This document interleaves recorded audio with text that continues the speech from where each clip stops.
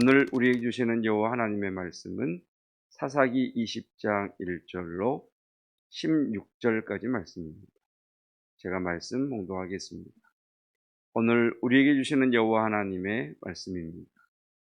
이에 모든 이스라엘 자손이 단에서부터 브엘세바까지와 길르앗 땅에서 나와서 그 회중이 일제히 미스바에서 여호와 앞에 모였으니 온 백성의 어른 곧 이스라엘 모든 지파의 어른들은 하나님 백성의 총회에 섰고 칼을 빼는 보병은 40만 명이었으며 이스라엘 자손이 미스바에 올라간 것을 베냐민 자손이 들었더라. 이스라엘 자손이 이르되 이 악한 일이 어떻게 일어났는지 우리에게 말하라 하니 레위 사람 곧 죽임을 당한 여인의 남편이 대답하여 이르되 내가 내 첩과 더불어 베냐민에 속한 기브아의 유스카로 갔더니 기브아 사람들이 나를 치러 일어나서 밤에 내가 묵고 있던 집을 에워싸고 나를 죽이려 하고 내 첩을 욕보여 그를 죽게 한지라. 내가 내 첩의 시체를 거두어 쪼개서 이스라엘 기업의 온 땅에 보냈나니 이는 그들이 이스라엘 중에서 음행과 망령된 일을 행하였기 때문이라. 이스라엘 자손들아 너희가 다 여기 있은즉 너희의 의견과 방책을 낼지니라 하니라. 모든 백성이 일제히 일어나 이르되 우리가 한 사람도 자기 장막으로 돌아가지 말며 한 사람도 자기 집으로 들어가지 말고 우리가 이제 기브아 사람에게 이렇게 행하리니 곧 제비를 뽑아서 그들을 치되 우리가 이스라엘 모든 지파 중에서 100명의 10명, 1000명의 100명, 10,000명의 1000명을 뽑아 그 백성을 위하여 양식을 준비하고 그들에게 베냐민의 기브아에 가서 그 무리가 이스라엘 중에서 망령된 일을 행한 대로 징계하게 하리라 하니라. 이와 같이 이스라엘 모든 사람이 하나같이 합심하여 그 성읍을 치려고 모였더라. 이스라엘 지파들이 베냐민 온 지파의 사람들을 보내어 두루다니며 이르기를 너희 중에서 생긴 이 악행이 어찌 됨이냐. 그런즉 이제 기브아 사람들 곧 그 불량배들을 우리에게 넘겨 주어서 우리가 그들을 죽여 이스라엘 중에서 악을 제거하여 버리게 하라 하나 베냐민 자손이 그들의 형제 이스라엘 자손의 말을 듣지 아니하고 도리어 성읍들로부터 기브아에 모이고 나가서 이스라엘 자손과 싸우고자 하니라. 그때에 그 성읍들로부터 나온 베냐민 자손의 수는 칼을 빼는 자가 모두 2만 6천 명이요 그 외에 기브아 주민 중 택한 자가 700명인데 이 모든 백성 중에서 택한 700명은 다 왼손잡이라 물매로 돌을 던지면 조금도 틀림이 없는 자들이더라. 아멘. 하나님의 말씀입니다. 1절입니다. 1절 말씀. 이에 모든 이스라엘이 1절을 다 밑줄을 그어 보십시다. 이에 모든 이스라엘 자손이 단의 동그라미를 해보시고 단에서부터 나와 브엘세바까지와 브엘세바 동그라미를 해보시고 길르앗 땅에서 길르앗 동그라미를 한번 해보시고 나와서 그 회중이 일제히 미스바에서 여호와 앞에 모였으니 자, 우리가 이스라엘이라고 하는 나라의 지도는 잘 모른다고 하더라도 이렇게 생각을 해보셨으면 좋겠습니다. 이스라엘이라는 나라의 머리가 단, 제일 위쪽이 단, 가장 아래쪽이 브엘세바 이렇게 길이를 볼 수 있고 그리고 우리가 자주 들었던 요단강, 그 요단강을 중심으로 오른편에 있는 그 땅에 사는 두 지파 반이 살던 그 땅을 길르앗이라고 이야기합니다. 그러니까 우리식으로 표현하면 전국 팔도에 있는 모든 이스라엘 사람들이 모였다 이렇게 생각을 하면 되겠습니다. 자, 이들이 미스바에 모였는데 그 모인 자의 숫자가 몇 명이냐? 2절 말씀에 칼을 빼는 보병은 40만, 40만의 동그라미를 해보시고 그리고 바로 앞에 있는 하나님 백성의 총회, 이렇게 밑줄을 한번 그어 보시고, 하나님 백성의 총회, 뭐 교회식으로 이야기하면 공동의회로 모인 것처럼 이스라엘 전 백성들이 중요한 결정을 하기 위하여 모였다, 이렇게 생각을 하면 되겠습니다. 모인 숫자가 칼을 빼는 자니까 군사가 40만 명 이렇게 모였다라고 말씀을 하십니다.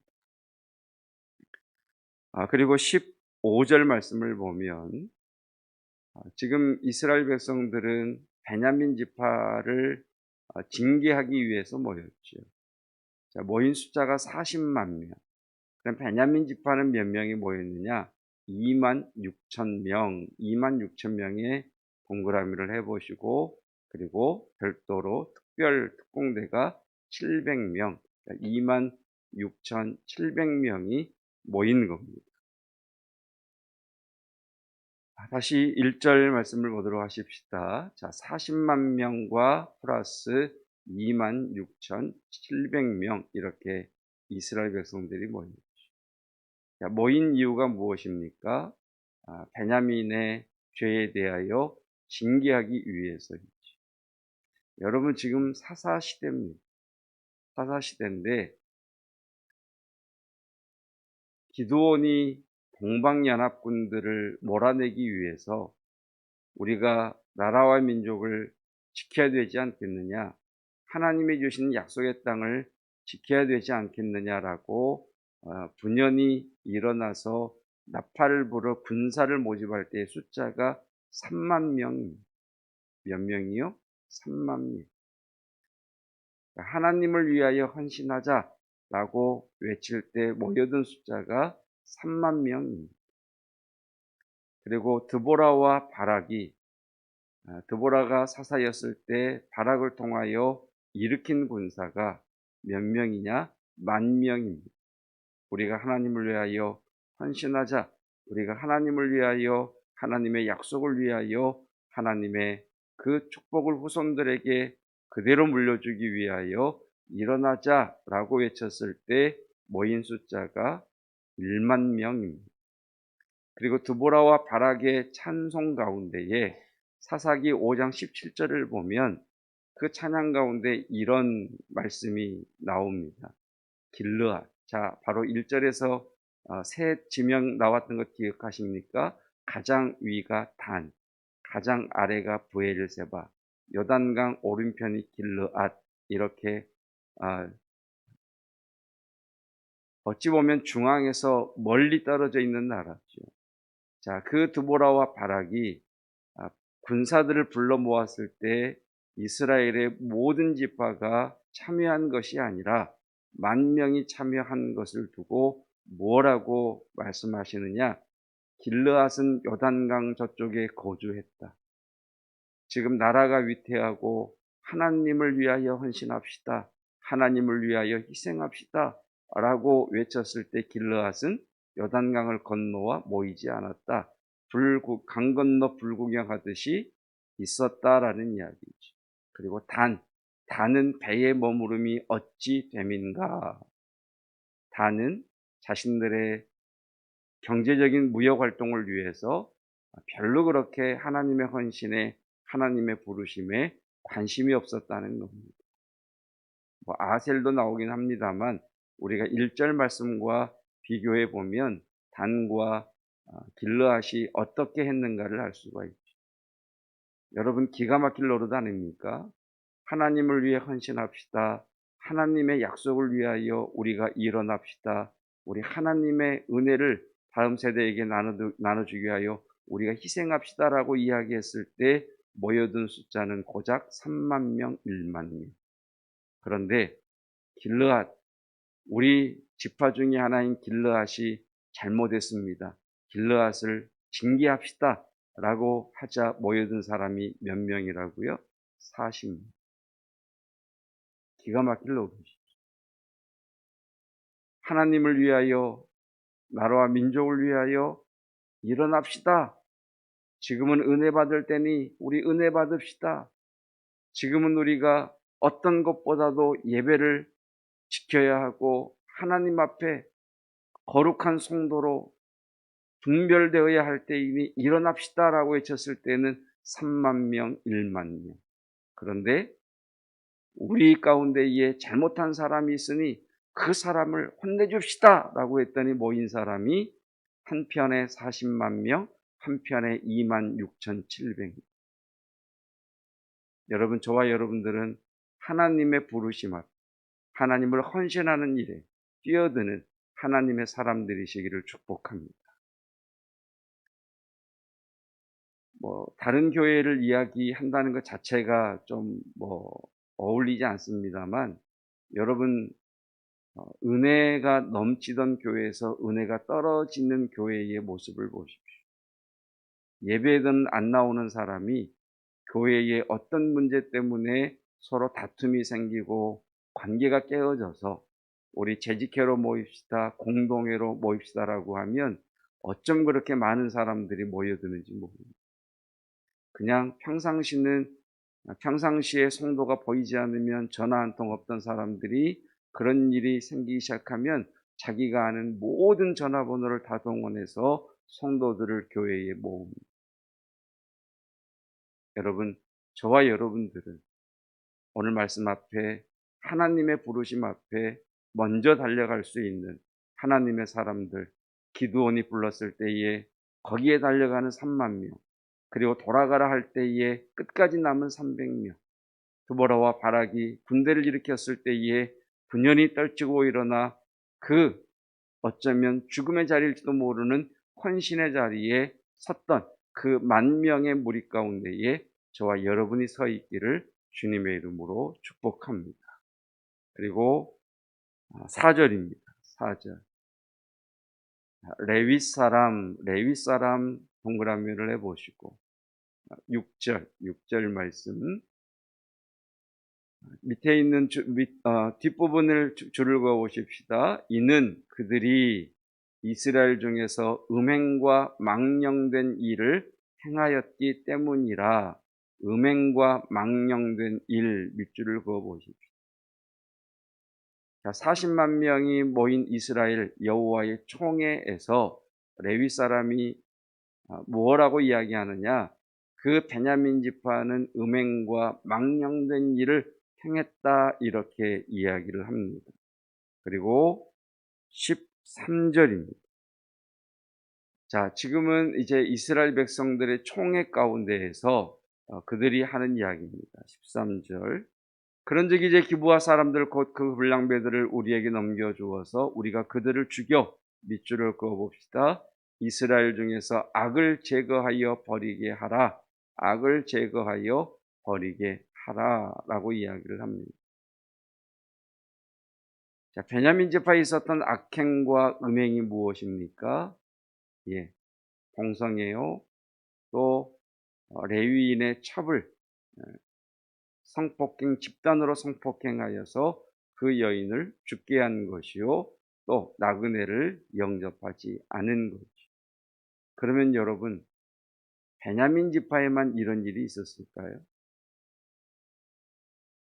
소돔과 고모라에 있었던 이 일이 베냐민 지파에 일어났다면 여러분, 베냐민 지파에만 이런 일이 일어났을까요? 그렇지 않을 겁니다. 다른 지파들에게도 있었겠죠. 참 사람이 그렇습니다. 예수님의 말씀처럼 우리의 잘못은 작게 보고 남의 잘못은 크게 보려고 하는 것이 죄성을 가진 우리들의 자세인 것 같습니다. 오늘 우리는 주님의 그 말씀, 우리 눈에 들보를 먼저 보고 떼어낼 수 있는 그런 하나님의 사람들이시기를 축복합니다. 성도들 가운데에 가장 어려워하는 것이 무엇이냐? 신앙생활하면서 교회 안에서 신앙의 연륜이 쌓여가면서 의외로 성도가 하기 어려워하는 것이 무엇이냐? 관계성입니다. 관계성. 믿음의 연륜이 쌓이고 또 함께 신앙생활을 하면 성도와 성도의 관계가 좋아야 하는데 의외로 성도와 성도 간의 관계를 잘 맺지 못합니다. 그래서 좋아하는 사람끼리 싫어하는 사람끼리 좀 이렇게 좀 관계가 좀 약하다는 것을 보게 됩니다. 관계를 잘하기 위해서는 가장 기본적인 것이 잘 들어주는 겁니다. 잘 들어주는. 잘 들어주되 반박하기 위해서 잘 들어주는 것이 아니라 그 사람을 이해하기 위해서 잘 들어만 줘도 아마 우리의 관계성은 훨씬 더 견고해질 것입니다. 그러니까 이스라엘 백성들의 문제는 외부의 적과 싸울 때는 고작 3만 명, 1만 명이었는데 내부의 문제로 내부의 적을 처리하는 일에는 42만 6,700명이 일어나더라는 것입니다. 잘 들어주십시오. 치유를 위한 독서 모임을 제가 외부에서 가졌을 때 나눴던 책 가운데 하나가 서로를 이해하기 위해서라고 하는 책입니다. 이 책에서 부부 간의 관계에 대해서 이야기를 하는데 남자들이 참 못하는 게 있답니다. 아내 된 이들 또는 여자들은 아니면 또 다른 사람들은 누군가가 내게 와서 이야기할 때는 내 편이 되어주세요 이런 마음으로 이야기하는 것이지 정답을 가르쳐 주세요라고 이야기하지 않는다. 예를 들면 여보 내가 오늘 엘리베이터를 탔는데 어떤 사람이 그냥 손으로 입도 안 가리고 그냥 콜록콜록 거리는데 이 시국에 그 사람이 그럴 수 있어? 그랬더니 남편이나 듣는 사람이 그 이야기를 들었을 때 편을 들어줘야 된다는 거예요. 편. 정말 나쁜 사람이네. 참 염치 없는 사람이네. 참 예의가 없는 사람이네. 당신 고생 많았겠다. 짜증났겠다. 이렇게 편을 들어주기를 원하는데 대부분 남자들은 뭐라고 이야기하느냐? 그럴 수도 있지. 나라도 그랬겠다. 그러니까 관계성을 못하는 거예요. 관계성. 그러니까 여러분 오늘 하루 누군가가 여러분을 찾아와서 이야기를 하면 잘 들어주십시오. 잘 들어주십시오. 그리고 편이 되어주십시오. 편이. 그래서 이 때를 지나면서 우리가 서로와 서로를 존중하고 서로가 서로를 위할 수 있는 그런 견고한 관계성 위에 세워지는 우리 교회 공동체, 가정의 공동체가 되시기를 주님의 이름으로 축복합니다. 기도하겠습니다. 주님께서 오늘 본문의 말씀을 통하여 두 가지를 말씀해 주셨습니다. 외부의 적을 하나님의 은혜의 자리로 부르는 그 부르심에 하나님을 위해 헌신하는 헌신의 자리로 부를 때에는 소수가 일어났었는데 자신들 공동체 안에 있는 어떤 사람을 징계하기 위하여 지적하기 위해서는 42만 6,700명이나 일어났더라. 성도들아, 남을 징계하고 남을 뒷담화하는 그 일에는 적극적이지 말되 하나님의 은혜의 자리, 하나님이 부르시는 헌신의 자리에는 적극적으로 달려가라는 말씀을 주셨습니다. 주여, 이 어려운 때를 지나며 아버지 앞에 예배하는 성도들이 하나님의 몸된 교회와 하나님 나라의 선한 일꾼들 되게 하옵시고 그 어느 때보다도 하나님이 부르시는 그 부름의 자리에 달려가는 그 300명, 하나님 그 10,000명이 되기를 원합니다.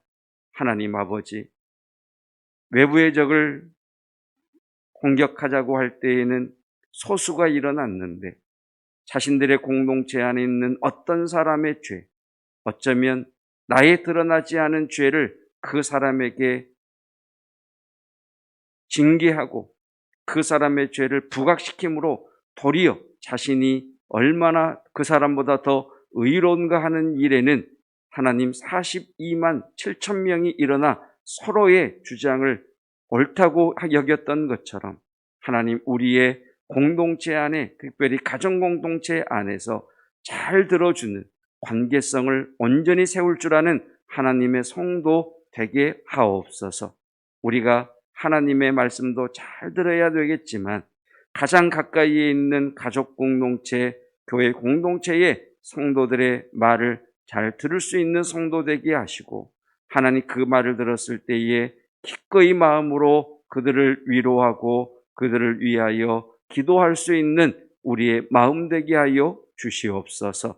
오늘 우리 눈에 있는 들보를 보고 빼는 자가 되게 하옵시고, 또 우리가 훈계하고 책망할 일이 있다면 하나님, 일어나는 들끓는 분노와 화 가운데 책망하는 것이 아니라 하나님 앞에 충분히 기도하고 사랑으로 훈계하고 책망할 수 있는, 그래서 나도 그 사람도 하나님 안에서 함께 성장해가는 그런 관계의 지혜로운 자 되게 하여 주시옵소서.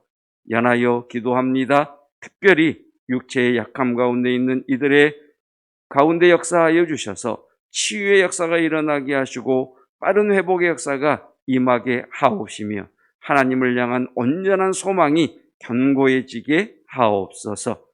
예수 그리스도의 은혜와 하나님의 사랑하심과 성령 하나님의 함께 하시는 놀라운 은혜가, 지금은 은혜 받을 때요, 지금은 헌신의 자리로 부르신 그 부르심 앞에 기꺼이 달려가기를 원하며, 하나님께서 세우신 공동체 안에서 잘 들어주고 이해해 주는 사람 되기를 원하는 성도들 위해 영원토록 함께 하시기를 축원하옵나이다. 아멘.